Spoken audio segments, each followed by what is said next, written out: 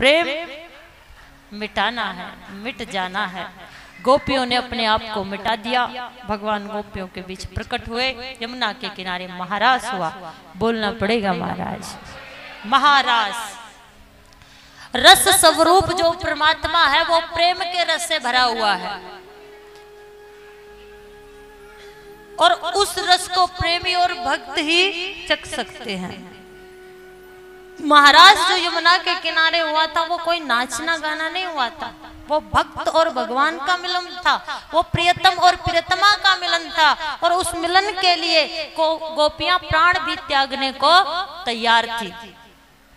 और आपको इस भागवत से, इस कथा से ये शिक्षा मिलती है, किसी भी काम को, देखिए संसार में रहते हो तो भगवान की याद तो जिसको आती है उसी को आती है जिस पे उसकी कृपा होती है। लेकिन आप कहते हो दुकान नहीं चलती, धंधा नहीं चलता, घर नहीं संभलता। अगर किसी भी काम को चलाना है, किसी भी रिश्ते को निभाना है, किसी भी व्यक्ति के साथ संबंध को बनाए रखना है, तो अपने आप को मिटाना सीख लो। जब तक आप अपने आप को बर्बाद नहीं करोगे। कितने उदाहरण मैं आपको दूं। आज आप देखते हो बड़े बड़े व्यक्ति हैं जो धनवान है, जिनका नाम है, उन्होंने उस नाम के लिए अपने आप को मिटा दिया है। लग जाओ, ऐसी लगन के साथ लग जाओ। लेकिन गोपियों की जो लगन है वो केवल भगवान को पाने के लिए, और लगन और जब मिटना भगवान के लिए हो तो फिर उसकी कृपा की बरसात होती है। उस रस को वही पा सकता है जो मीरा की तरह अपने आप को मिटा सके, जो रबिया की तरह उसको जान सके। रसखान राजा होते हुए भी मैं राजा हूं, अपने आप को मिटा दिया, पागलों की तरह उसको ढूंढ रहा है। अपने आप को मिटाना ही उसको पाना है। और जब मिटा दोगे, भगवान खोजने से नहीं, भगवान को खोजोगे कहाँ? भय से भूमि। बोलना पड़ेगा महाराज। कौन सी भूमि? जिस पर आप बैठे हो, भगवान जिसको आप कहते हो भूमि, भय से भूमि। भूमि कौन सी? जिस पर आप बैठे हो, जिसे आप धरती कहते हो। जिस धरती माँ पर आप बैठे हो, उस धरती माँ की आन बान शान के लिए अपने आप को मिटाना सीखिए।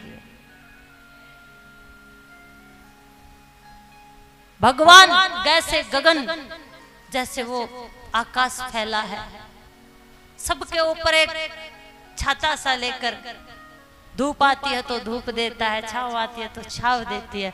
उसी प्रकार सबके ऊपर परोपकार की भावना रखिए। वायु मंद मंद शीतल शीतल हवा चलती है, कितनी शीतलता आपको देती है। उसी प्रकार अपने जीवन में सबको सुगंध दो, रिश्तों को प्यार दो वायु की तरह। और अंत में आता है न नीर, जल की तरह शीतल हो जाओ। जिसके अंदर ये गुण है, भगवान आपके अंदर बैठा है। और जब तक उस अंदर बैठे परमात्मा को नहीं जानोगे, जीवन में शांति नहीं आ सकती। कर यारी उस यार से जो सभी यारों का यार है। अंतर्यामी अंदर बैठा, वो सबका पालन है। और उसको पाने के लिए हर एक जो आपके आसपास है, परोपकार करना, सब्र करना, दया करना, ये गुण करिए। एक दिन ऐसी घटना घटेगी कि गोपियों की तरह छुड़ाने से भी उसकी याद दिल से नहीं जाएगी। हर कोई आंखें बंद करके बैठ जाता है, कुछ महात्मा तपस्या करने बैठ जाते हैं, ध्यान करने बैठ जाते हैं उसका। लेकिन गोपियां, एक गोपी बैठी है यमुना के किनारे, नारद जी आ गए। नारद जी ने पूछा गोपी क्यों बैठी है? गोपी कहती है बाबा मैं परेशान हो चुकी। किस लिए? अरे गोपी होके परेशान हो गई, जिस भगवान को पाने के लिए पता नहीं कितने कितने कर्म आडंबर क्या क्या नहीं किया जाता, वो तुम्हें सहज रूप में मिला है। गोपी कहती है कि बाबा मैं उसको पाने के लिए नहीं, उसको बुलाने के लिए बैठी हूँ। क्या करने के लिए बैठी हूँ? कुछ तो बोल दिया करो। वो पीछा ही नहीं छोड़ता, जहां जाती हूँ पीछे चला जाता है। गोपी को भगवान नारद जी कहते हैं भली अच्छी बात तो है, जिस परमात्मा को पाने के लिए पता नहीं क्या क्या करना पड़ता है, वो आप याद बनकर तेरे दिल में बैठा, इससे अच्छी बात क्या हो सकती है। गोपी कहती है बाबा उसने मेरा जीना हराम कर दिया। ऐसा क्या किया? जब मैं गाय दोहन करती हूँ और बैठे बैठे उसकी याद में खो जाती हूँ, दोहन करते करते, और वो आ जाता है, बोलना पड़ेगा, आकर मेरे साथ बातें करने लग जाता है, और मैं उसकी बातों में इतना खो जाती हूँ कि गाय के दूध को किसी पात्र में रखने के बजाय धरती में बिखेर देती हूँ। और फिर मेरी सास आती है, गोपी पागल हो गई बहू, क्या हो गया तुझे, तू पागल हो गई। और तब मुझे पता लगता है कि वो तो है ही नहीं। जब मैं जल भरने यमुना में जाती हूँ, घड़े को भरती हूँ, भरते भरते लहरों को देखते देखते उसकी याद में खो जाती हूँ। जैसे वो आ जाता है और कहता है गोपी मटका उठवाऊं, मैं कहती हूँ उठवाना। और जैसे ही मैं ये आभास करके उसको याद करके मटके को थोड़ा उठाती हूँ, वो तो होता ही नहीं और मटका हाथों से छूट जाता है। घर जाकर मेरी सास मुझे गालियां देती है। कोई इसलिए दुखी है कि उसकी याद नहीं आती, और कोई इसलिए दुखी है, कोई सुखों की चाह में रोया, कोई दुखों की पनाह में रोया। अजब सिलसिला है इस जिंदगी का, कोई भरोसा करके रोया और कोई भरोसे के लिए। महाराज रस स्वरूप उस परमात्मा को रसास्वादन करने की लीला का नाम ही रास लीला है। और इस रास लीला में कोई स्त्री पुरुष का कोई भाव नहीं, कोई देह का कोई आना जाना नहीं। इस रास लीला में तो भक्त और प्रेमी ही जा सकते हैं। कौन से प्रेमी? जो आंखों से भगवान को देखना चाहें, हाथों से कोई काम हो तो भगवान के लिए हो, पैर कहीं जाना चाहे तो भगवान के पास जाना चाहे, ये दिल किसी को याद करे तो भगवान को याद करे, और ये जीवा कुछ शब्द बोले तो उसी का नाम बोले, वो चाहे स्त्री हो या पुरुष हो। हम सब तो देह में फंसे बैठे हैं। वो स्त्री है या पुरुष है, वो गोपी है। और पांचों इंद्रियों से जो परमात्मा को भजता है, जिसके अंदर पांचों इंद्रियों से जो परमात्मा को भजता, वो गोपी है। चाहे स्त्री हो चाहे पुरुष हो, वही इस रास लीला को, इस प्रेम की लीला को समझ सकता है। अब मैं व्यासपीठ से एक शब्द बोल रही हूँ, ध्यान से सुनना। आम, क्या बोला? अब आम सुनते ही जिसने भी आम खाया है, आम खाते समय अगर वो आम मीठा था तो मुंह में मिठास आ गया, और किसी के खाते समय अगर खट्टा आ गया तो वही खट्टापन मुंह में आ गया। क्यों? अब जिसने आम खट्टा लगा जिसको, उसके लिए आम खट्टा है, और जिसको आम मीठा लगा उसके लिए आम, और जिसने खाया ही नहीं तो वो तो देख ही सकता है कि आम ऐसा होता है, और जिसने देखा ही नहीं तो बैठे बैठे वो तो सोच ही सकता है कि आम होता है, कोई फल होता है। हम सबके अपने अपने भाव हैं, अपने अपने विचार हैं, लेकिन सारे विचार सारे भाव एक दिन वहां जाकर खत्म हो जाएंगे।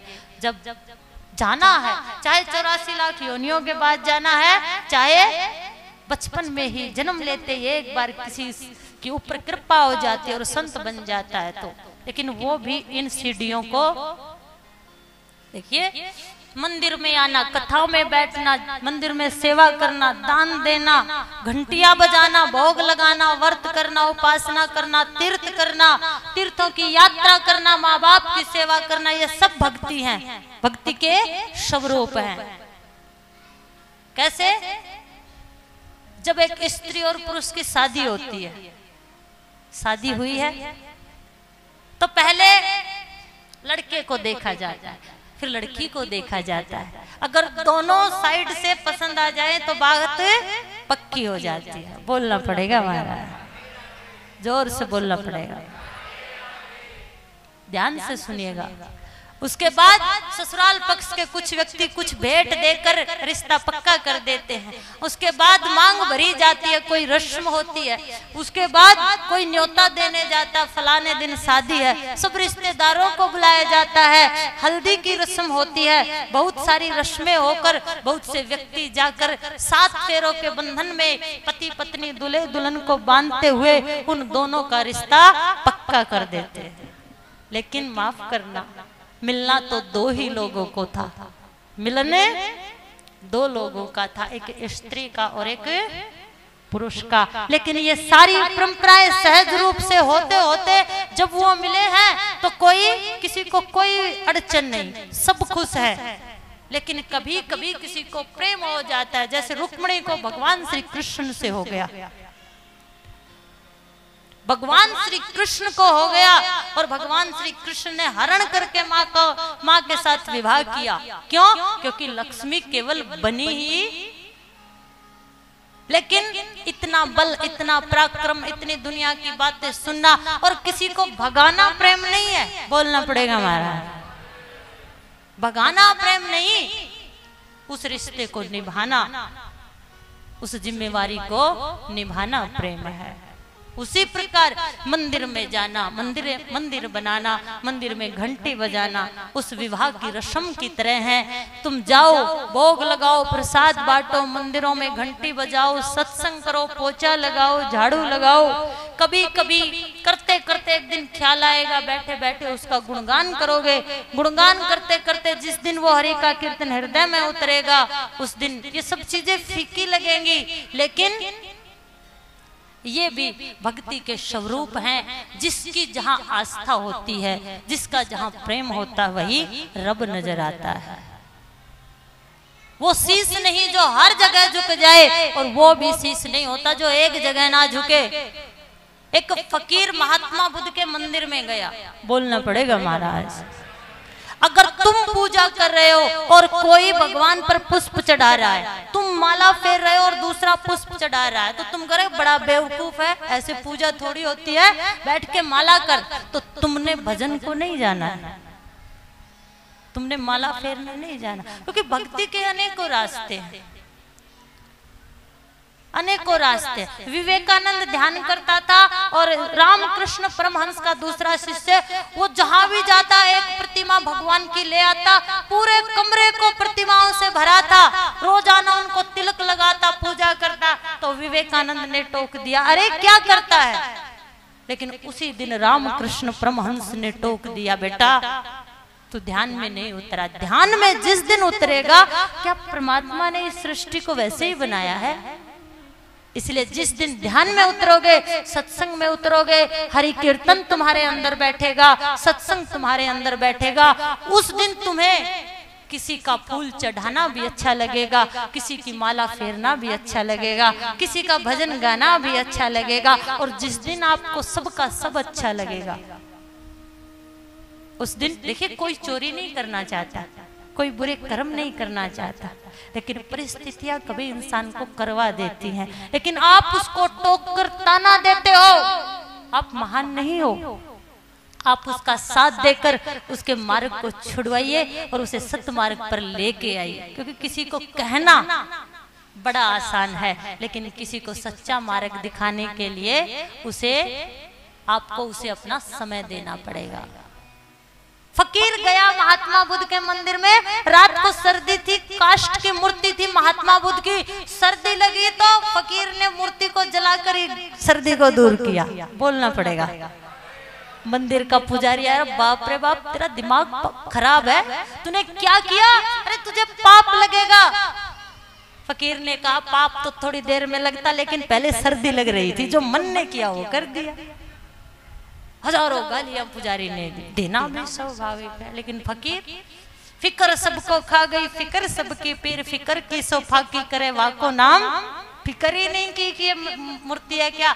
और सुबह जब वो उठा तो पत्थर की मूर्ति महात्मा बुद्ध की लगी थी, उसी पर पुष्प चढ़ा रहा, उसी के आगे माथा झुका के खड़ा है। मंदिर में पुजारी ने कहा, तू पागल हो गया है, रात को जिसकी प्रतिमा तूने जला दी थी सर्दी को दूर करने के लिए, तो अभी उसी के आगे झुक के खड़ा है। तो फकीर ने कहा, जहां ये शीश झुक जाए, जहां आस्था जुड़ जाए, उसी में रब नजर आता है। कल सर्दी भगाने के लिए उसमें लकड़ी नजर आ रही थी, लेकिन सुबह सुबह जब मैंने इसको देखा तो इसमें मुझे रब नजर आया और मेरा माथा, मेरा शीश झुक गया। इसलिए आज मुझे इसमें परमात्मा नजर आता है। किसी के झुकाने से झुकोगे, वो झुकना नहीं, जिस दिन तुम स्वयं झुकोगे, जिस दिन तुम्हारे मन में एक विचार फूटेगा, एक क्रांति घटेगी। अब 2 पंखे लगे हैं, एक चलता है लेकिन एक नहीं चलता। अगर चलेगा तो उस पे धूल भी लगेगी, मिट्टी भी लगेगी, लेकिन आने वाले की नजर दोनों पे पड़ेगी। एक पंखे को बड़ा साफ रखते हैं, एक पंखे को बड़ा गंदा रखते हैं, लेकिन उसको ये नहीं पता जो चलेगा वही तो गंदा होगा, जो नहीं चलेगा, जो नहीं निकलेगा, जिसने मुसीबतों को कभी गले लगाया ही नहीं, उसके जीवन में कोई क्रांति नहीं घट सकती। अब घर में अपने आप को बंद कर लो, वो सबसे बड़ी मुसीबत है, और कोई मुसीबत। लेकिन जिसने मुसीबतों को गले लगाना सीखा है, सब्र करना सीखा है, गोपियों को देखिए, जिसके लिए सब कुछ छोड़ के आई थी, वो छोड़ के चला गया लेकिन विश्वास नहीं तोड़ा। इंसान मर जाते हैं लेकिन विश्वास नहीं मरता। जब विश्वास का बंधन आश हृदय में, एक विचार खुद फूटेगा, खुद तुम्हारी इच्छा जागेगी कि मुझे मिलना। इसलिए तो मैं नहीं कहती कि कथाओं में आओ, बोलना पड़ेगा, क्योंकि मैं बिना बुलाए जो आएगा। अब देखिए, जिसको प्यास लगी है उसको कैसा भी जल पिला दो, बोलना पड़ेगा महाराज। लेकिन जिसको प्यास नहीं लगी उसको गंगा जल भी पिलाओगे तो बार बार टोकेगा, कौन सा जल है, बिस्लेरी का है, कहां से लाया है, क्यों पिला रहा है। भीड़ इकट्ठी करके कोई रैली नहीं करनी, भीड़ इकट्ठी करके हमें कोई टिकट नहीं लेनी, ना नोट मांगने आए, ना वोट मांगने आए, ना सपोर्ट मांगने आए, बोलना पड़ेगा हमारा। बस ये कथाएं आपके खोट खत्म कर दे। और उस दिन होंगे जब खुद गलती स्वीकार करोगे। परीक्षित ने की है, गजग्रहा ने की है, अजामिल ने की है, बोलना पड़ेगा हमारा। जिस दिन झुकोगे परमात्मा की तरफ, अपने मन को लगाओगे, मन को लगाकर कहोगे मेरा, उसी दिन भक्ति रस फूट पड़ेगी, उस रस को आप पी सकोगे। अनेकों मार्ग इस कथाओं ने आपको बताए हैं। और उसी दिन एक महारास आपके हृदय के अंदर होगा, ऐसा महारास होगा, ऐसा रस आपके हृदय में फूटेगा कि दुनिया के सारे रस आपको फीके लगेंगे, दुनिया के सारे रस आपको फीके लगेंगे, बोलना पड़ेगा हमारा। एक रस है जो तुम्हारे अंदर टपकता है, एक आनंद है जो तुम्हारे अंदर छिपा हुआ है, एक सत्य है, उसकी खोज करो। उसके लिए अपने आप को मिटाना जिसने सीखा है, उसी को वही भगवान के साथ महारास कर सकता। गोपियों ने किया, जान की बाजी लगा दी है, लेकिन ये बातें आसान नहीं है। क्यों? मन के मंदिर में प्रभु को बसाना, बात हर एक के बस की नहीं है।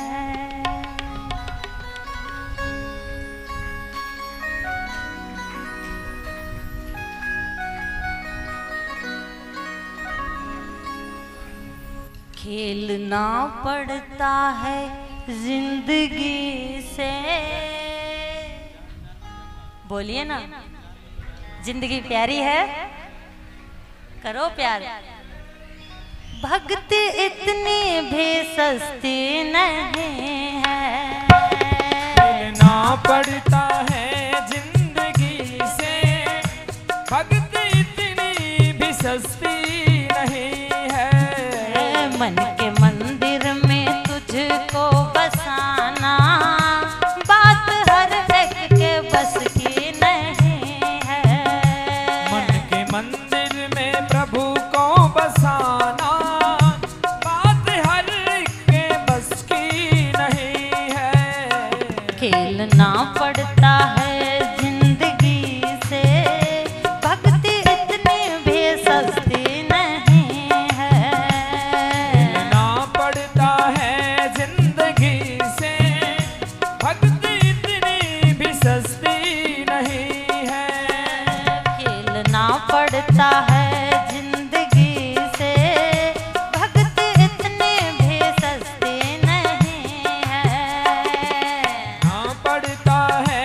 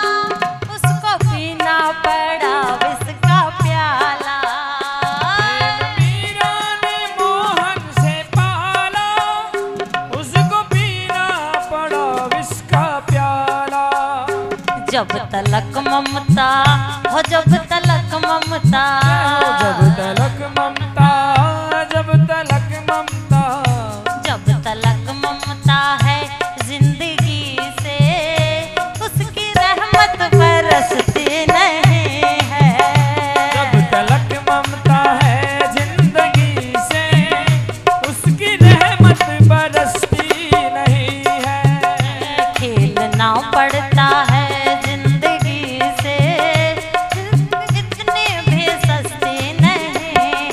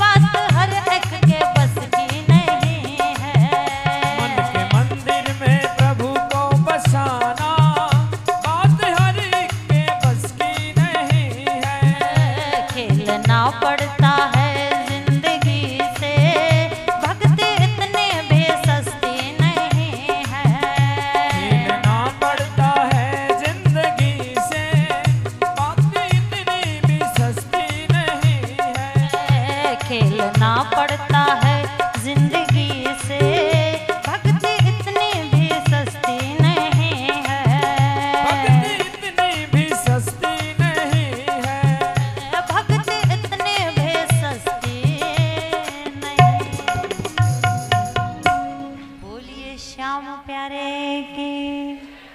रख लूं नजर में चेहरा तेरा, दिन रात इसी पे मरती रहूं, जब तक ये सांस चलती रहे मैं तुझसे मोहब्बत करती रहूं, मैं तुझसे मोहब्बत, मैं तुझसे मोहब्बत। लेकिन उससे प्रेम करना, अपने आप को मिटाना है। मीरा जितना सब्र हो, प्रहलाद जितना धैर्य हो, तो वो आ जाते हैं खंबे को पाड़कर और पत्थर की मूर्ति में भी दीदार दे सकते हैं। बोलना पड़ेगा महाराज। गोपियों के साथ महाराज किया, लेकिन महाराज रस स्वरूप उस परमात्मा के रसास्वादन करने के लीला रास लीला, इस रस को भक्त ही समझ सकता है।